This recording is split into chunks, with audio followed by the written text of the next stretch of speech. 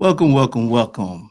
This is Open Up Forum, where we like to talk about anything and everything and give you a golly perspective on it. Today, I'm here with a host of people. I guess y'all knew this young lady next to me, very knowledgeable. She's a nutrition specialist and herbalist specialist. She came on as a guest today. And also, I got on my left is Ronald McConaughey, my co-host, and we got my boy Matt, who is our engineer. Matt. What up, Matt? He said, "What's going on?" Matt incognito. He don't like the spotlight, but he down with us. And so today we're gonna talk a little bit about nutrition. The title of this segment is your diet killing you? So we brought the nutritionist, the special nutritionist here. And who is she? Her name is, wait a minute. Yeah. Wait a minute. Don't be rushing me now. Who is she? We know, we got an hour.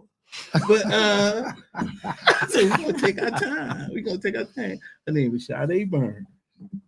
Sade Burns. Let's welcome her. All right. So welcome, Sade. I just like to say I'm glad you're here. Mm-hmm. It's been a long time coming because I invited you. What, last year? 2 years ago. No. But she's a very busy woman, and she does her thing in the nutrition field. And, so just tell us a little bit about yourself. Thank you guys for having me. So my background is in nutrition. I'm a nutrition specialist and an herbalist. I studied nutrition at Montclair State University. Prior to that, I have been studying nutrition since I was 16 years old. That's when I started my journey. Okay. Yes. And for the last, I wouldn't say between 4 to 5 years, I've been studying herbs. Getting into natural medicine has, changed my life in a lot of ways. And also the lives of my family and friends and everybody else I come in contact with that I can share this information with. And it's been a journey. I've learned a lot along the way. And I'm on a mission to really spread the knowledge to everybody, all who will listen. Okay. All right. Good. So it's safe to say you practice what you preach. Yes. So you trying to keep people from looking like me? Yeah. Over. Except boom. So with that kind of background, you said 16. Yes, when I was 16 years old. Wow. Mm-hmm. So what does an herbalist do?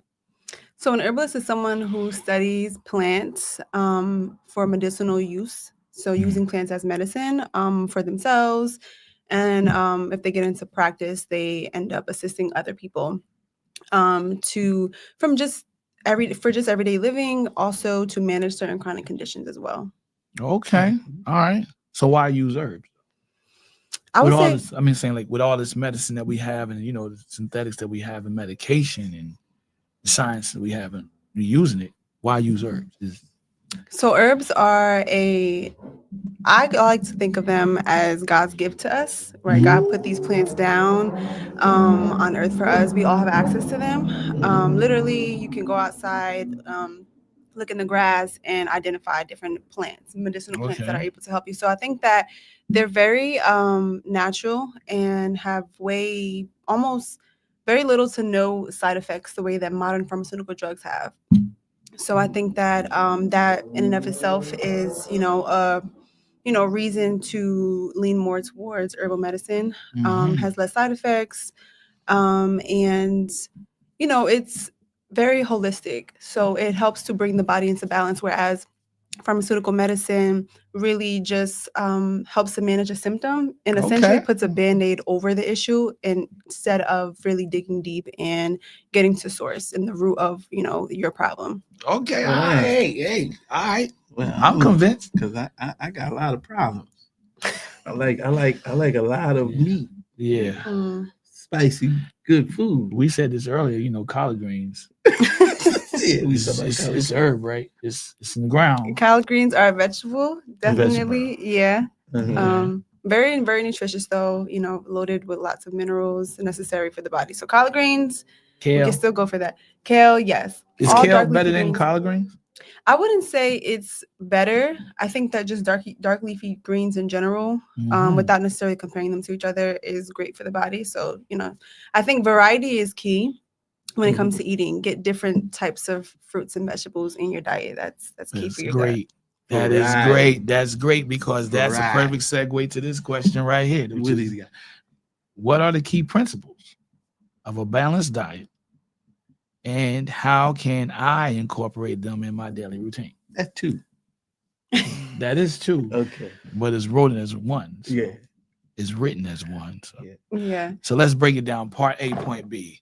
What are the key principles of a balanced diet?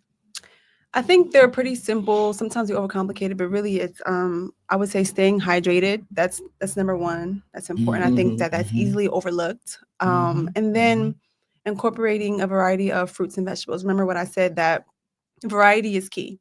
So you want to get different sources of fruits and vegetables in your diet. And also we forget that fruits and vegetables they have high water content. So they can also be used as a source for hydration. I'm not going to say that they necessarily should replace water, but I think that incorporating them alongside that water intake is really important. So making sure that, you're eating enough of fruits and vegetables, you're eating them daily. I would say that just maintaining a level of balance. I know that I come across a lot of people who are picky eaters, who are just used to eating, the same things that they've been eating and are afraid to switch it up, are afraid to try new things. That's me. Yeah. That's me. So I think that always seeking out, new things to try is important. It's really good for your gut. Our gut, our microbiome have a lot of microbes, a lot of different organisms that require the nutrients from different types of fruits and vegetables, because there's different colors, there's different minerals that we get from, different ones. So really incorporating that is important. So yeah, I would say that, it's not complicated. It's really simple. Really, like I said, just getting those fruits and vegetables in and staying hydrated. And, the main thing I would say is whole foods. You want to make sure that you are always seeking out whole foods and kind of, steering away from the processed foods. If you can just keep that in mind, just whole foods, fruits and vegetables, and hydration, then I think that that's a great foundation for a balanced diet. Excellent, because I know when you said Whole Foods, I'm pretty sure he was thinking about the store, and I was thinking about a whole chicken. I think about Whole Foods, the store. Yeah, like Whole Foods, but you said gut microbiome. Gut microbiome. Gut microbiomes. Okay, so that's the internal system, right? That's the That's your intestines gut. and all of that, Yes. right? So how can we incorporate them in the daily routine? You said have the balance and try a variety of things. Yes. So what would be a good ratio? What would you say would be a good ratio to incorporate in the daily routine? And when you say daily routine, we talking about from morning to night. Okay, that's a good question. Everybody's body is different, right? And everybody's dealing with different things. So I think that there's no one way to approach this. Okay. But I like to start my mornings off with fruit every single morning.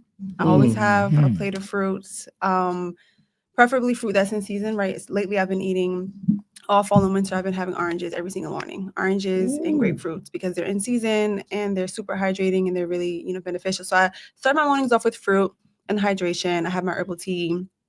I make sure that I have salads as often as possible. And then because I'm plant-based, I've been plant-based for 8 years. All my food consists of plants. So then it's something around like dinner time, I may cook something or, have another raw meal, something like that. But I think whatever, finding what works for you is important. So making sure, just at least following those key principles and making sure that every day you have some fruit, every day you have some, vegetables, a salad, a side vegetable, whatever that is. Starting there is a good foundation, because then from there you'll be able to grow and learn and expand. Okay, so different types of fruit. I'm writing this down, so don't move too fast. But that's good. Starting off the morning with a fruit, that's excellent. Yeah, so we don't normally do that. And you said the oranges and grapefruit are in season. Yes, they're right in now, season. like the fall. Well, right now we're heading into spring, so Right. a lot more fruits are gonna, be available that are in season. But over the fall and winter time, oranges and citrus fruits were in season. Okay. So every morning I was having oranges, grapefruits. That's good to something of know that because nature. you really don't know what's in season. Well, a lot of people don't know what's in season, so Mhm. that's good to know. So citrus is probably in Yeah. winter and fall. Yeah, citrus, kiwi. Also, I've been having kiwi here and there. Okay. Pomegranate as well, but at this Mhm. point, I think it's no longer in season. But pomegranate is a big one during the fall and winter time. And I'm excited to look, for the spring and to look forward to all the new fruits that are going to be in season. Okay. But yeah, when we wake up in the morning, where our body operates in cycles. So when we wake up in the morning, our body is on a cleansing cycle. So when we eat fruits, it helps to cleanse us. Typically, you go to the bathroom in the morning, Mhm. you release, and that just is a testament to how our bodies are in that phase of cleansing, Okay. and fruit helps to assist in that. So it's good to start off with fruit. All right, Mhm. cool. That's So- good. Good to know. All right, so how can I improve my energy levels and overall well-being through nutrition through this thing? Good question. So when it comes to improving anything, I think a good first step is eliminating what is causing it. So Okay. someone put it to me this way before. Think of like a river. Have you Mhm. guys heard about like when people do like river cleanups and things like that? Everybody go outside and help Mhm. to clean up the river. Yeah. Right. So imagine you go to a river and you're, helping to clean up. Everybody's just, joining in to help clean it up. And then, you come back the next week, or you happen to walk past or drive past the next week and you see more trash there. And it's just like, what happened? We Right, just right. cleaned this, Mhm. last week. Mhm. So you go back, everybody comes together, they clean the river again. And then the Mhm. following week you see more trash. And that's because you're not getting to the source. Mhm. This trash is coming from Mhm. somewhere. Right. Mhm. You're cleaning up where you see it, but let's go to where this is coming from so that we stop it there, so that it's not, that this river can stay clean now. Mhm. So I think that when it comes to energy levels, really avoiding or limiting your, those processed sugars, Mhm. processed food in general, these things take away from your energy. So starting with that, and then incorporating again the things that I just mentioned about the balanced diet, the fruit, the hydration is key. When you're not hydrated, it Right. really, really makes you really fatigued. Mhm. And it's hard to, especially hydration, and then you add on lack of sleep and overworking, then those things Yeah. really can take a toll on your body and decrease your energy levels. So Mhm. yeah, between eliminating the things that are adding to the low energy and then incorporating those nutritious foods, that's going to be the best way to start. So Mhm. what's some of the, besides water, other things you can hydrate yourself with? Because everybody say water. Water is the best for me, I think. But sometimes you want some flavor. So, Right. We had this conversation, Yeah. believe it or not, and we found out through doing the research that the majority of people in the country, well, not the majority, but a vast number of people in the country does not like to drink water, Mhm. which I thought was crazy. Yeah. So he asked the question, what other avenues can we get to hydrate without water? Mhm. Yeah. So what is there? I mean, That's it. Yeah. for him and myself, water is like, that's a fantastic thing. But Yeah. so what you can tell the rest of America what they could do? I mean, Yeah. I know it ain't Coca-Cola, I know. Yeah, I know they cook. and I love Coca-Cola. But go ahead, we talking about serious topics. Yeah. So water is H2O. Mhm. And before H2O, the first best way to hydrate is H3O2, which is structured fruit water. Oh, This is okay. going to come from your Okay. fruits. This is Mhm. going to come from your vegetables, the salads that you're eating, the fruit. This is why it's important to have adequate amount of these things day to day, because that's All right. another way to hydrate. Okay. So you could juice those, you can have those in smoothies, or you could just have that in whole food form. Mhm. Other than those whole food forms, you also have coconut water. That's my favorite. Has Ooh. electrolytes, potassium. It's way better than Coconut water. Gatorade. Okay. Yeah, I would swap it out for Gatorade if you're a Gatorade drinker. Mhm. Gatorade does have electrolytes, but it also comes with a bunch of sugar. those dyes that contribute to like autism, ADHD, things like that. Wow. Okay. Yeah. So coconut water is great. And then also something that I like to do is whenever, maybe sometimes we have busy days and we're not able to drink water. I experience that from time to time. So I take Celtic salt, like a little pinch of Celtic salt. You can do like one little cluster, and you put it underneath your tongue for quick and fast absorption. Okay, first, real quick, what is Celtic salt? It is a type of salt. So yeah, it's a type of salt. And it has trace minerals in it that really supply our body with what we need in terms of hydration, providing us with those electrolytes, those minerals that we need to draw water and hydration into the cells. So when you do that, you take a pinch of the Celtic salt, you put it underneath your tongue for fast absorption, then that's what it does. Okay. So that's another great way to. Yeah, that's different. I've never heard that before. Me either. Wow. That's why we got specialists on. That's why we got specialists. I ain't never heard that before. Celtic salt. I wake up in the morning, I open up a Coca-Cola. Bad habit. And here we are. Yeah. So how can you manage specific health conditions like diabetes and high blood pressure through nutrition? You're giving us a lot of valuable information. I think what the question is asking is, are there specific things that must be done if you want to control it? Is it possible to get rid of it? Yeah, so I would say you definitely can reverse diabetes. Okay. Especially type 2. I would say with type 1, it is different. It's much more difficult, but type 2 is really due to lifestyle factors. I would say, all diseases are really due to lifestyle factors and environmental toxins, but it definitely is reversible. And if it starts off with a bad lifestyle, then you know that you can reverse it with a better lifestyle. But as far as managing it, if you have those principles down that we talked about, and you are making sure that you're adding in, when it comes to diabetes, you want to make sure that you are watching your sugar intake, right? I see a lot of people, I come across a lot of people that are just like, we have to watch the fruit. The fruit has sugar. We can't have, fruit that has sugar, but they're not applying that logic to the ginger ale that they're having in the morning sometimes or throughout the day, which has high fructose corn syrup in it. Right. Or those cookies, that candy, they think that, just it only has like 5 grams, 7 grams of sugar. But the difference between cookies now, come on with the No.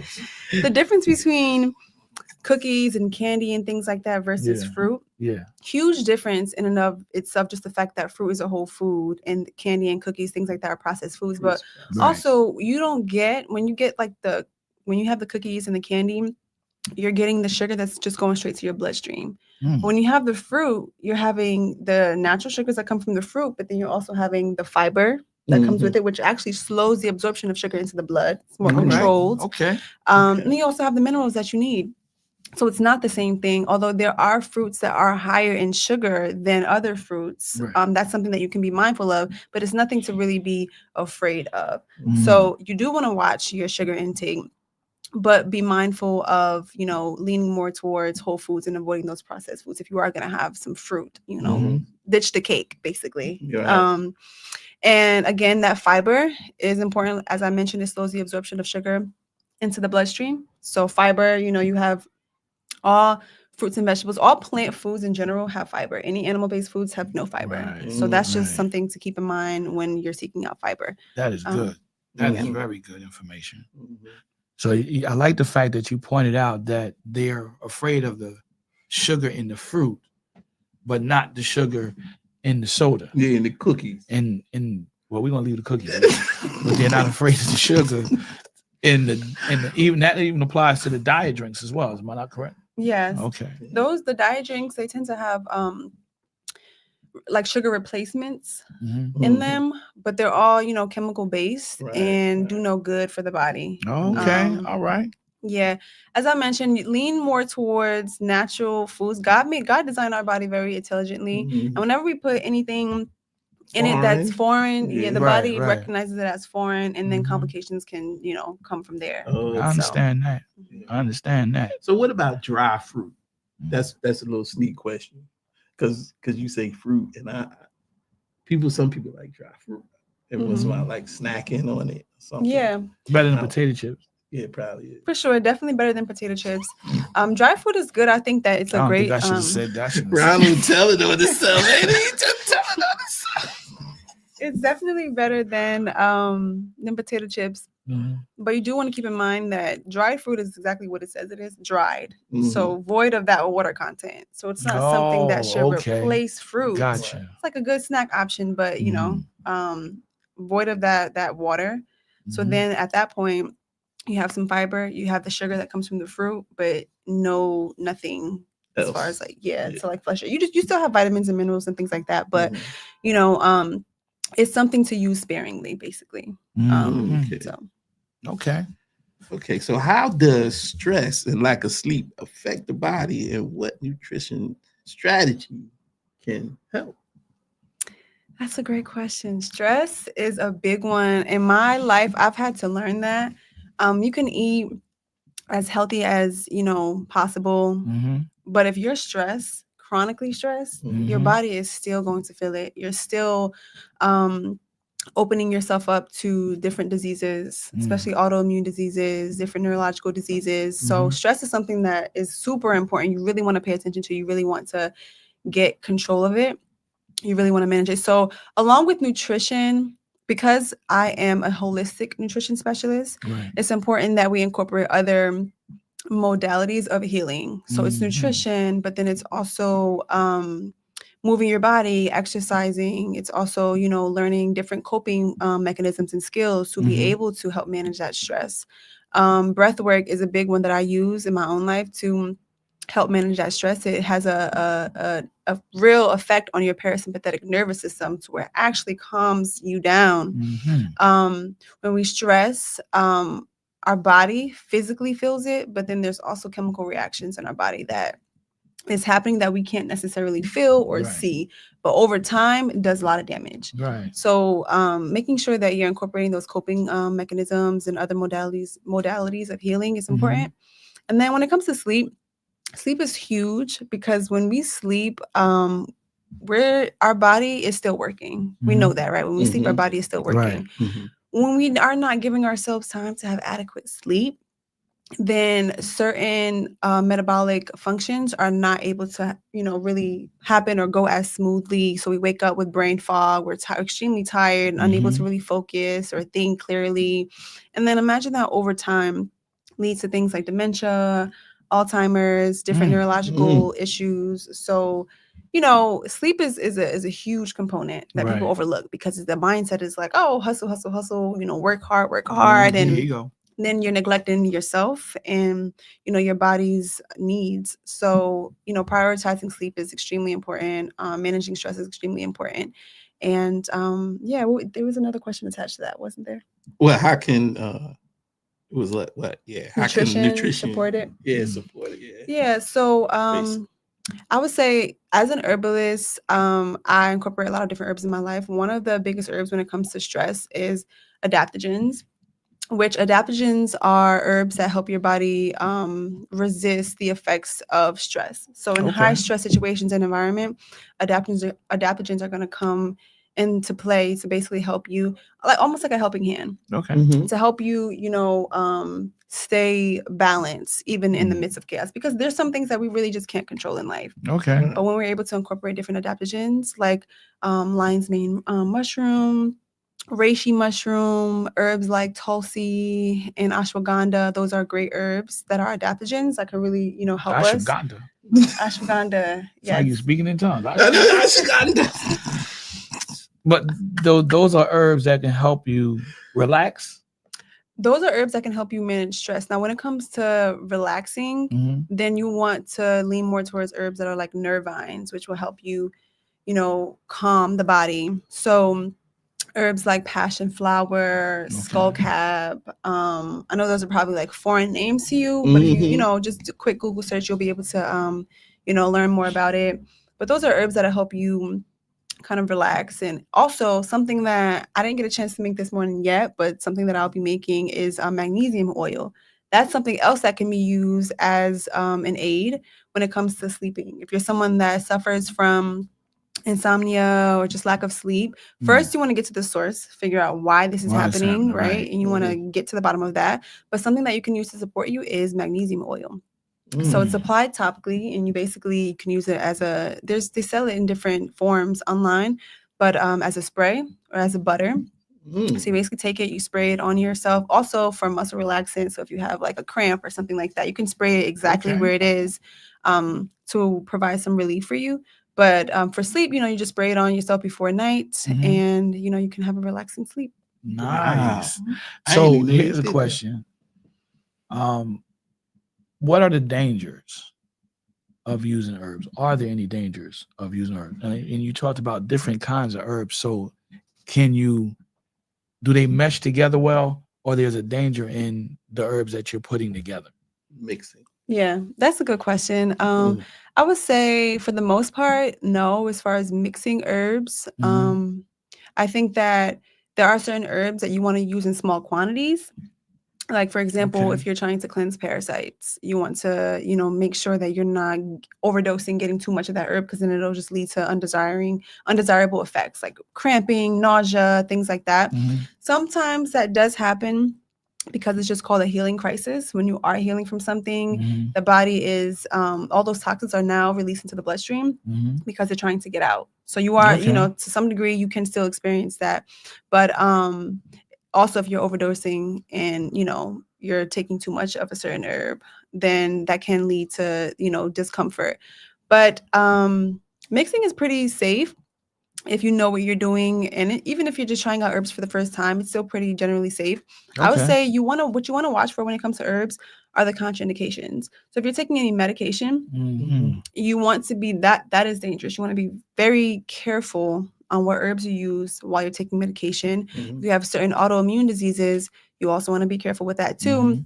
Certain herbs can boost your immune system, essentially, which if you have an autoimmune disease, then the whole goal, at least in modern pharmaceutical worlds, is to suppress your immune system. So it can cause an overactive immune system, which can cause you to feel those symptoms of that autoimmune disease much more, potent and much more stronger. So yeah, with herbs, you want to make sure that if you have any kind of existing condition, or if you're taking any medication, that you approach with caution.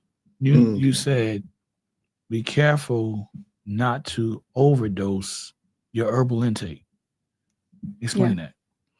So there are standard doses when it comes to taking herbs, in tea form, in capsule form, and there are certain herbs that you can take in higher content. For example, one of my favorite herbs is an herb called stinging nettle, and stinging nettle is really high and potent in iron.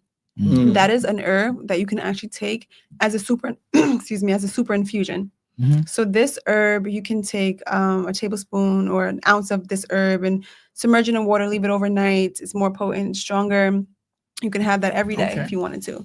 But then an herb like Cascara sagrada, which is an herb that is that cleanses the colon, that is an herb that you want to not overdose on or not take too much of. When I say overdose, it's just take too much of. Take too much of it. Yeah. Okay. All right. Okay. That's pretty informative. That's good to know too, because a lot of people have ailments in this country that are brought about by their dietary intake. So, I mean, the whole idea of using herbs and natural and medication, I never thought you would have to really be careful with that, but listen to you, you have to be careful with that. Yeah, definitely. So, what about taking vitamin supplements? As far as the safety of it, or as far as does it work with the herbs, or is it a separate issue altogether? You can use supplements alongside herbs, but I would say I'm always a food first kind of person. You want to get those vitamins from food. Okay. That is, as long as you can get it from food, you should get it from food. If you have any absorption issues, it's where you not absorbing, then that's a deeper issue. You want to go to, you want to get to the source of that as well. But supplements are not generally bad to, have alongside herbs. You just want to make sure that you're always getting it from food first if you can. Okay. So supplements is a big business in America, as you know now. But you said you're going to make the mineral oil thing you were going to do. So you make your own products? Yes, I do. Oh, Make my okay. products, yeah. Mhm. Okay. So you have a website and everything, and you have That- information that people can go to purchase. I don't have a website right now. I do plan on launching at some point this year, but currently everything that I make has just been, for personal use, for family use, friend use. Like, I give it to those around me to help support. I am actually next month going to be going on a cleanse and using my own products. Oh, okay. Mm. So I have a parasite tincture, colon cleansing capsules, and herbal teas to cleanse like the blood, liver, Mhm. kidneys, and lymph, Mhm. things like Wow. that. But I'm not live with any of my herbal products just yet. Just yet. Okay. Okay. Mhm. All right, so Okay. that's a goal of yours. Yes, it is. Yeah. Now you say you just hooking it up with family and friends, right? Yes. So and then soon, very soon, you're going to go live with it for the public. Yes. And so in the meantime, in between time, how can people reach you to prepare for when you do go live? I have my Instagram account. So it is Sade Deshauna, SadeDeshauna. And I post on there different things that I'm doing. It's really, as I said, holistic. So sometimes you'll see me on there in nature. Sometimes I'm making something herbal, like an herbal Mhm. preparation, or talking about nutrition. So Okay. yeah. Yeah, I do follow her also, so she's telling the truth.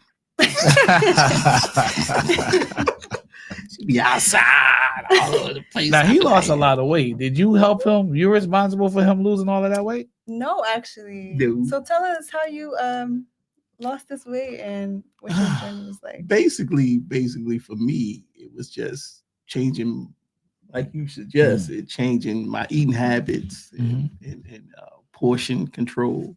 Portion meals. control. Yeah, portion control. Yeah. And basically do what I do. But you still want. eating those ribs. Yeah, every once in a while. Not as often as I used That to. macaroni and cheese. Yeah, I don't do it as much. And you know what? Me losing the weight makes me, I don't eat as much anymore. So Right. that's basically. Now I feel what you're saying because I lost weight too, but not like you lost weight. Yeah. And congratulations, by the way, on that. Thank that you, was sir. great. That was Thank great. you. It's appreciated. So with the herbs, as a nutritionalist, you also want to get people in the peak physical shape, I imagine. So do you go grocery shopping, right? Yes. Do you see the game, how they set it up? Yes. You see when soon as you come through the door, chips, cookies, candy. Yes. Yeah. Yep. Okay, Yep. I just wanted because that plays a role psychologically. Am I right? It does. It does. But if you already know what you're going into, then you can have a game plan. Like, okay, I'm gonna shop, in the perimeter, not, in the aisles. That's where all the concentrated foods, all the processed foods are. Yeah. Ronnie go up each and every aisle. Grab something. If there's cookies and marshmallows there, I'm gonna put my hand on it. I might not get it though. But listening to what you're saying, I think the number one thing that we have to take away from this to eat healthier and make healthier decisions is to be disciplined. Yes. Yeah. And do our definitely. research so that we'll know, Self-discipline. because you named a whole lot of herbs. Yeah, because these herbs I ain't never heard of. Exactly. So we have to research them. And which herbs would you say are your go-to herbs for your whole day? I would say it's gonna definitely be nettle leaf. That's my favorite herb. It's really potent in a lot of different minerals, but specifically like iron. I love it for its iron content.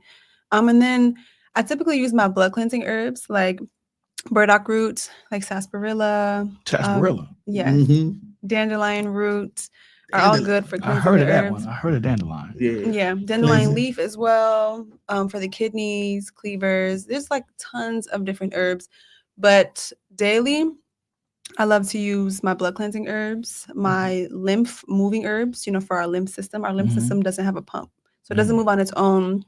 We can move it through movement, massages, and different herbs. So love to incorporate blood cleansing and lymph moving herbs, and then my iron herbs. Can we Yeah. incorporate these things in our cooking Yeah, you for can. our meals? Yeah, you can. I know nettle leaf. I've gotten the chance to see most of these plants, like fresh, growing from the ground. So nettle leaf is an herb that you can definitely use fresh, and you can cut it. So it's called stinging nettle because when you touch it in nature, it can give you like a little rash on your skin, right? Which is how you can identify it's one of the. I don't know about that right there. It's a rash. You talk about cooking and you get the rash. It's one of the characteristics of nettle, but by cooking it, you reduce that. So it's no longer, stinging at that point once it goes under, like through a cooking process. I got you. And then same thing when it's dried. When it's dried, you can have it and it doesn't have those same characteristics anymore. But yeah, you can also sprinkle these herbs, over top of your salad using like seasoning.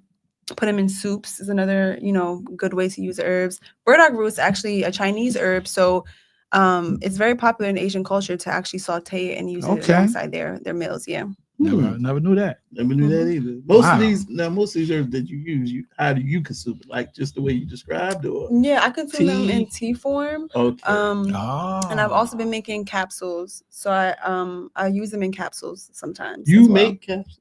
Yes, make capsules. I've made. Are these time release capsules? Wait, how you? I'm trying to figure out what's going on. How you make a capsule? So you can buy like a kind of like a kit or like a capsule machine is what they call it, and you buy like the empty capsule shells. There's like gelatin ones. There's also like vegan ones that are made from vegetable cellulose, or pullulan, if I'm saying that name right. You have the shells, you have the machine, and you just need the powdered herbs at that point. And then you just fill the shells and you place the powder in there, make sure everything is nice and compacted and filled up. And then, following the directions of the machine, then there comes out these capsules. Yo, this sister is serious, y'all. Yeah. She is serious. You put in the work. I'm trying to tell you, she making capsules, people. Yeah. So I didn't even know you could do that. If you're doing all of this, how much time is it consuming for you on a regular basis? You do it weekly, you do it monthly, or you do it daily? You do this daily or monthly or weekly? So in terms of like making products, it really, I don't have like a system. I just kind of make as I'm still learning a lot more. I'm still experimenting with different things. So it's really spontaneous. If I decide that I want to make, a tincture, I knew that I wanted to, go on a parasite cleanse detox. So, I bought the herbs that I needed and made a tincture. With the capsules, I made some capsules to support my brain and nerves. I knew that I wanted to do that. So it's really just based on, what I want or need in that moment or someone else that I'm making it for. So I don't have a system, but I do try to, play with herbs every day, in some way, tea form or capsule or some form I like to. And if I'm not actually hands-on with the herbs, I'm reading books. I have tons of different books on herbal medicine. Okay. So which way do you say is the best way to consume herbs? In the tea form or capsules? I would say tea form is like the best form, but some herbs it really depends. Some herbs are very distasteful, like very nasty taste, but still beneficial. Okay, so we can sprinkle those on cupcakes. No, I'm wrong. Yeah, I'm wrong. Oh, okay, I'm sorry, y'all. So for the herbs that are like distasteful, you can put them in capsules. But sometimes you do want to just consume those distasteful herbs because, for example, burdock root, it is bitter tasting, but you can, get it down. Those bitter principles are necessary for digestion. So you want that bitter taste to stimulate your digestive system. Okay. If you don't have that bitter taste, then you're not stimulating your digestive system. So I don't know if you guys ever heard of bitters. Right, I've heard of bitters. Yeah, so I know some bitter people. Yeah, no, we just got to pray for them, y'all. Amen. So bitters are the herbs that are really, really like they got that, like you said, that nasty taste. Yeah. Right. There's no sweetness to them at all. They just bitter. And some people will add like honey to those teas, but that defeats the purpose of the bitter taste. You want that bitter taste. Oh, okay. If you're trying to, improve your digestive system in some way, you want that bitter taste. You want that nasty. You want that, You want that nasty taste. Nasty, baby. Just hold your nose. Like they used to do with castor oil when we were kids. Hold hold your nose. Hold your nose. What that serve? What purpose did that serve? Nothing. They ain't serve no purpose. And you still taste it. Yeah. But the bitters are to help with the whole healing, like, you know, cleaning and everything. Yeah. It's how often do you take bitters? I would say it depends. If you do have any digestive issues and you're Okay. taking it therapeutically, then that might look like every day, every X amount of hours. If it's just so bitters, you can take it in tea form. I also made it in tincture form as well, because it is something that you can take before or after your meals to help stimulate that digestion, to help break down your food. If you're someone that experiences gas and bloating a lot after you eat, then that's something that you could incorporate daily, you know, to help you with your breaking down of that food. But it really depends. Not everybody needs that.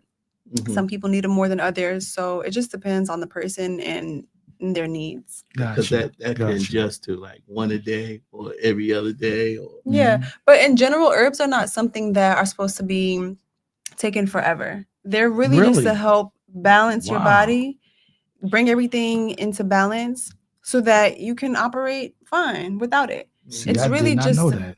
Yeah, it's not something that you want to or should have to take for the rest of your life, the way that modern pharmaceuticals are. That's the way that the medical system is set up, but that is not the way that herbs work. Herbs work in balance, and they often take a longer time than modern pharmaceutical medicine depending on what it is. Some are faster acting than others, but the whole purpose is to bring your body into balance. Okay. Everything works in synergy with each other. So that's the purpose of herbs. So you're supposed to take it for what you need, help you heal in whatever way you need to, and then get off of them. Oh, okay. See, I didn't know that because I was under the impression, just me, but I was under the impression that this is every day for the rest of your life. It was a lifestyle thing. So you're just saying it's not really a lifestyle thing. It's like, you know, take it as you need to use it. And once you feel the balance, you'll see the balance. You'll feel the balance. Then you can stop using them. Yeah. And then you can go back to the cake, to the cookie. No, but you're really talking about trying to make a conscientious decision to change your lifestyle. Yes. Using herbs and nutrition. Yes, and I would still classify it as a lifestyle practice because herbs are not just used to heal, but they're also used to prevent in some cases as well. So if I, you know, as a woman who gets a monthly cycle, right, I like to take certain herbs around that time to increase my iron. But it's not something that I have to take, you know, every single day for the rest of my life. You know, it's just something that I can use to help aid in that, you know, that season or that time of the month, because you're losing so much iron. So you're pouring it back in and through food or through herbs. So it's just not something that you have to feel like you're stuck with for the rest of your life. Even though, you know, herbs, again, they're just plants. They're plants. They're God's gift to us. But it's just not something that we have to rely on to feel good. Right. We can just use them to assist us in feeling good. Nice. Very well said. Very well put. So I guess the only thing I have left to say really is, to ask you really is the exercise part of the whole nutrition and herb deal. Are there herbs that can help facilitate exercising more fluidly, make us more limber, help increase our stamina? Are there herbs that specifically do that? Or increase our energy level to get through the workout or replenish us after the because you know we'll hit a Snicker in a minute. That sugar push you over the top. So there's a herb that will do that job. Yeah.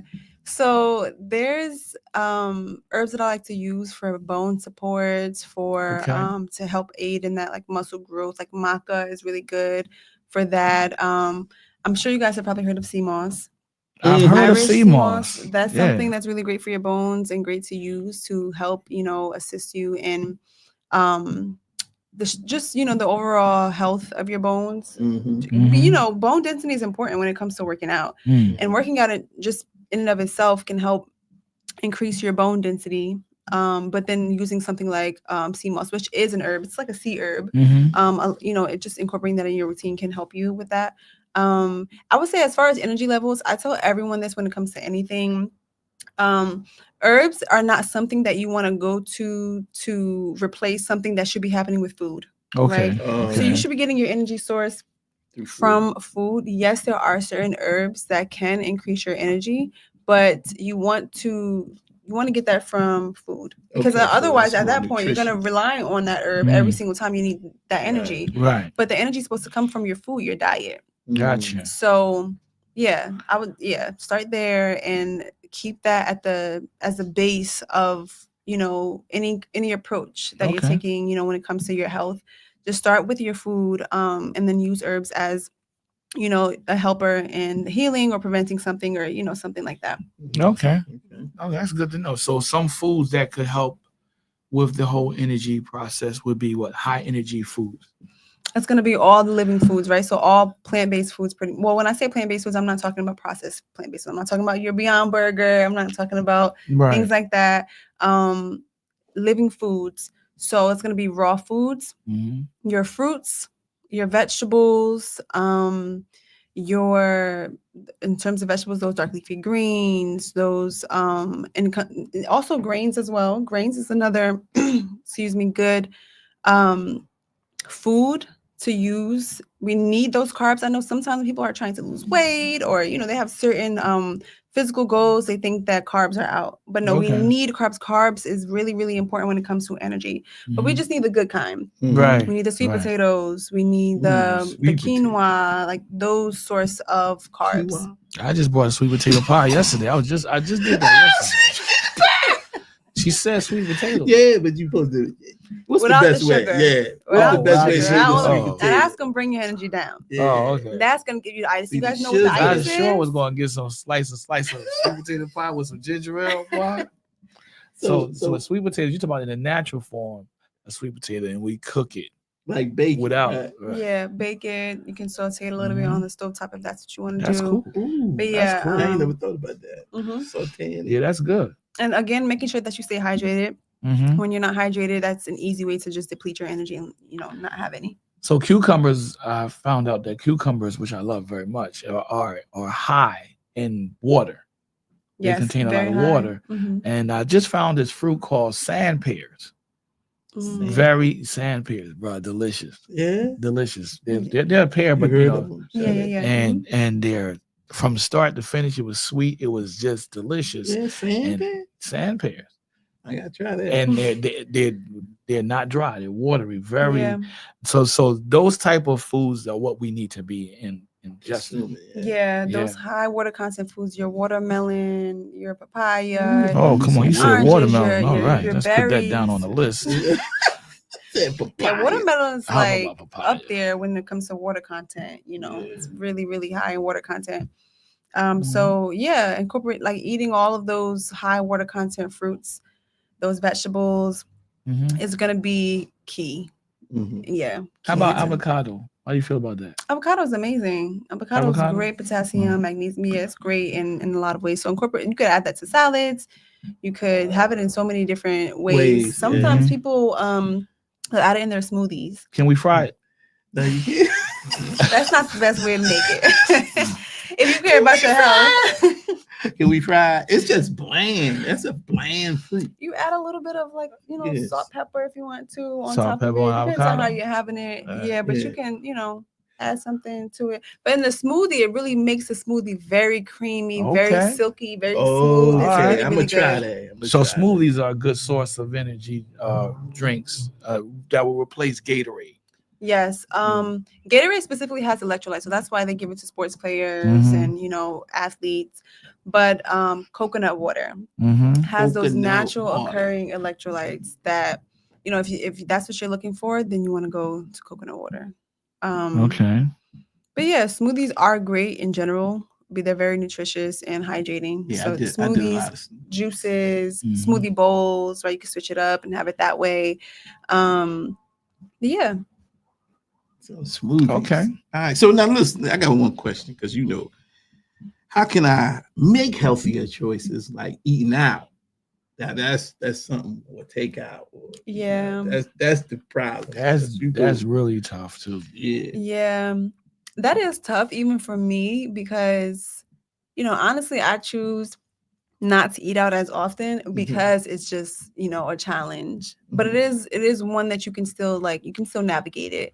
So you want to aim to, I don't know, I know everybody eats different, but you want to make sure, again, you just want to go back to those principles, right? Right. So what I mentioned, right? So you want to whole foods. So you want to try to avoid the processed foods, the greasy foods, like the burgers, the French fries. Try to aim for salads, different types of vegetables. If you're gonna get, you know, chicken, try not to get fried chicken. Try to get some type of baked chicken, you know, something like that. What you doing? Rotisserie. I'm ready to knock this microphone over. But I'm listening to you and I hear what you're saying. So rotisserie is better, and baked is better than fried. Yeah. Fish. Yeah, you can have fish. Fish is definitely best baked. Okay. Yeah, but anything is better than fried, really. When it's fried, you have all that grease on it, you know, those seed oils that you're now ingesting. So it's a lot. Yeah, you don't want the fried foods. Fried's terrible. Yeah. Some fried chicken tonight. Fried's terrible. So you wanna, you know, aim or look for your baked foods. You want to make sure that you have a vegetable. There's at any point where, you know, there's a salad, you try to get a salad. You can have it as an entree or on the side. You want to go for the lighter dressings, or just make sure that you're not doing too much with the dressings. Okay. All right. The lighter dressings. Yeah. The lighter dressings, but I'm not like oily base. I would say like olive oil and vinegar. Okay. Yeah. Some lemon juice and olive oil, things like that. I don't really advocate for like those Italian dressings, and even though that is like a lighter vinaigrette kind of dressing, if you look at those ingredients, there's nothing good in them. Gotcha. So you want to just a simple oil and vinegar, lemon juice and oil, something like that. What about balsamic? Balsamic is great. That's that Mediterranean, right? That's that Mediterranean. That's good though. But it's supposed to be good for you. Yeah, the Mediterranean dressing, that balsamic and all of that. Yeah. So eggs, egg white or egg yolk? She don't eat eggs. I don't eat eggs. But she know people that do though, right? Yes. And you're a nutritionist. I am. Yeah. So what you would advise somebody that loves eggs? Don't eat eggs. No, I'm just kidding. She said, I would say put that down. Yeah, if you are gonna eat eggs, then try to get them organic. Try to get them free range. When they're free range. Why y'all keep saying free range? Like they just walking around like I'm free. No, they all come from the same place. No, but there's different living conditions. That there you go. That's what you're talking about. Yeah. All right. Yeah, when they're, you know, not every seller of eggs, like the company that sells these eggs, treat their chickens well. Sometimes, I don't know if you guys, there's a documentary, I don't remember the name of it, but it was, you know, someone came in and, you know, disguised, but they were filming what was happening inside this facility, and these chickens were like on top of each other, crowded, developing sores and different things like that. You don't know what's going on in these facilities. You want to just try to aim for organic and free range if possible. Nasty chicken. Nobody want that chicken. Free range. That's terrible. Yeah. Chicken got sores. Yeah, you get sick but you don't know that if they just sitting there in that carton and they on sale. You don't know where they came from. That's terrible. Yeah, so aim for organic and free range if possible. And then when it comes to eggs, like egg whites or the whole egg, I would honestly say the whole egg is fine. I think that there's a myth that like there's such a high content of cholesterol in eggs and that it's bad for you. And I mean, in general, again, I'm not really an advocate for any meats or you know, meat-based products. But if you are gonna, you know, if that is your way of eating, you know, everybody's different, everybody's body is different, then just, you know, aim for the clean eggs, the whole, you know, organic, free range eggs. And so as a nutritionist, you're going to be dealing with people, and you have dealt with people, all different body shapes, all different body size, all different walks of life. You heard about the meat diet, right? Yes. What's your thoughts on that? So everybody is different. There are some people that say that it works for them that has helped them. They were sick. They've gotten, their energy levels improved. There's testimonies for that lifestyle as well. But I think that, especially within the Black community, I don't think that everybody's body is different, but there's just been a lot of evidence to show the diseases that come from meat-based diets. Protein is a big thing, right? Because everybody's like, you need your protein and let's get it from meat. But too much protein isn't actually good because it overburdens the kidneys. Now your kidneys are working overtime to try to break down this protein, and it can lead to renal disease and different things like that. So it is, I would say, everybody is different, but pay attention to your body, how you feel when you eat certain things, and just aim to make healthier choices. And if you are already eating meat, start off slow. See how your body feels without it. I know that Mr. Starlin, he went a period of time without eating some meat. I think he was like on a Daniel fast. And God spoke to him in some way, and he no longer eats meat. So everybody's body is different, and everybody experiences different things, eating different ways. But just see how you feel without it. There's a lot of people I know that have went time just away from meat and have never looked back. So you are your best teacher. The best experience that you can learn from or receive is the one that you embark on. All right. I got one more question. Now, what about meat substitute? Because I'm a meat eater, and I know Ronald is. Hey man, look. Man. so what's you put my business out there like that? I know you been talking about that. Don't you want to say it now? You want to say it now? But really, what are like meat substitutes? Because I've actually had some of your meat, so the mushrooms that you made. She made like the herbs pushed together to make it like a meat. No, just mushrooms. Yeah, it's just mushrooms. Yeah. Which I wouldn't really call like a meat substitute, but it is just mushrooms. It's just something else you can have instead of meat. Oh, okay. Yeah, there you go. Yeah, because I know Jersey Mike's got a mushroom sub. Let me tell you something. That Portobello? Yeah, Portobello. You tried? No, I ain't eating it. Mess with mushrooms like that. They sauteed, I eat them, but they probably are sauteed. Sauteed. Yeah. Mushrooms is healthy for you. That's good, right? Yes, mushrooms are great. Okay, but so that's good. I had some of her mushrooms, man. Okay. They taste just like chicken. Tastes just like chicken. Yeah, they was good. That's some good mushrooms. She put them with the sauce. I remember you had them. The ones on the stick. They was all like chicken. They was like sauce.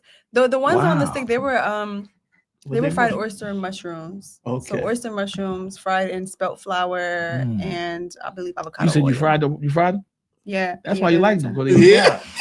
So that's another thing. When you are transitioning, it is a lot more difficult for people that have been used to eating a certain way. So it's okay to, transition and, tap into the fried oyster mushrooms or different fried mushrooms. But I would say use it as a transition, not something to lean on. Right. Over time, I found that fried foods just in general, they make me nauseous and they kind of like, You just had fried mushrooms. Well, this was a while back. A few years ago. Oh, okay. Right. It was good. Yeah. I tried, y'all. I tried. But the meat substitutes, as far as the ones in the stores, they're just as bad as, eating processed meat. Yes. Wow. Yeah. Wow. There are some cleaner versions. There is a brand called Abbott's, ABBOTS. That is a cleaner version of like a plant-based ground beef. But in general, these are processed foods. And you're not really training yourself to eat whole foods if you're just leaning towards, grabbing the processed foods every chance you get. Right. So, try to, get creative and see what you can make from, whole foods and, vegetables. There's a plethora of, resources when it comes to plant-based meals that you can look into. So, yeah. Because I believe it or not, my wife made a cauliflower steak. She baked. Yeah. It was pretty good. Those are good. Nice. Steak sauce on there, you never tell the difference. That's all right there. I bet these are all options that a lot of people need to know about. Yeah. For real. Because in America, we have developed a culture of gluttony. because Yeah. everything in this country pretty much revolves around food. Yeah. And they Yeah. supersize everything. Supersize. Well, fast food. Well, back in the day, it was supersized. Oh yeah. Now Yeah. it's just a little bit larger than it was back in the day. Back in the day, They boy, did cool out. They did cool. boy, out. that supersized like this big, boy. What like that? Now it's like this right here. I know, yeah. They did Like cool what? out. And it costs you more today than it did back then. Mhm. So you're getting less for your money. Yeah. And so they just pushing food everywhere, and it's all food that they say is good for you, but it's really not. Like you're saying, it's really not good for us. What they're pushing on us Yeah. because it's Gotta get rid of the processed. process.